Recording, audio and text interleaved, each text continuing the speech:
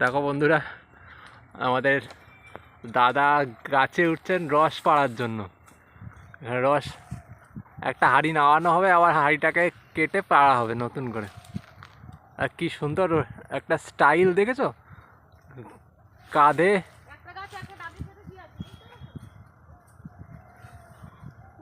অসাধারণ অসাধারণ দক্ষতা, অসাধারণ।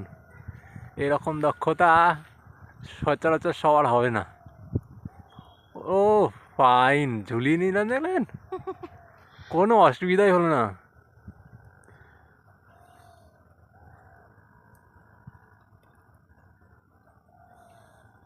ওই যে রস পড়ছে, এবার রসটাকে ফাইন করে জায়গা করে কেটে দেওয়া হবে,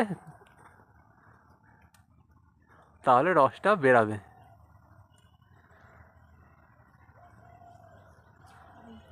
আলতো করে কেটে দেওয়া হয়। আচ্ছা, যেই গাছ থেকে রস পাড়া হয় সেই গাছ থেকে ফল হয়? হ্যাঁ, খাজুর। হ্যাঁ, খেজুর।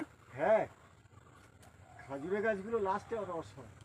আচ্ছা লাস্টের দিকে রস হয়, কিন্তু খাজুরের গাছের রস বেশি হয়। আচ্ছা। এই মদ্দা গাছের থেকে, হ্যাঁ, এগুলো মানে এগুলো ছেলে গাছ নাকি? হ্যাঁ, মেয়ে গাছের রসটা বেশি হয়। আচ্ছা। কলসি কলসি হয়।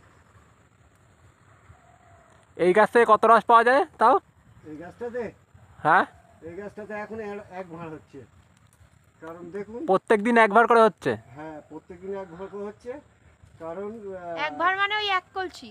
এক কলসি। কারণ টপটা দেখুন এখন, মানে টপ এসে গেছে, স্পিড এসে গেছে। ওই ছোট কলসির এক কলসি হচ্ছে। আচ্ছা। আর এবারে বড় কলসি ভরে যাবে। এবার আর ছোট কলসি বাঁধলে হবে না, এবার বড় কলসি লাগবে। আচ্ছা, এক ভার রস থেকে কতটা গুড় বেরায়?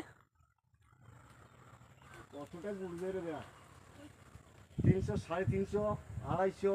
আচ্ছা এরকমই গুড় বের হয়। ওটা লিকুইড করলে, বুঝলে? আচ্ছা।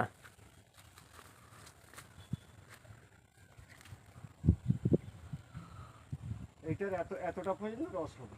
আচ্ছা, এই ভাঁড়ের এতটা পর্যন্ত রস হবে। মানে আধা বার রস হবে, তাই তো? হ্যাঁ, আর এটা আপনারা কখন পাড়তে আসবেন? ভরে যাবে। ভোর 3টে। ভোর 3টে থেকে পাড়া হবে? ভোর 3টে থেকে পাড়া আরম্ভ হবে। মানে আমরা যদি আসি কোনো সময়, হুম। তো সেক্ষেত্রে আমরা আপনাদের এই রস পাড়া দেখতে পারবো? হ্যাঁ কেন দেখতে হ্যাঁ, দেখতে পাবে। নিশ্চয়ই। দারুণ।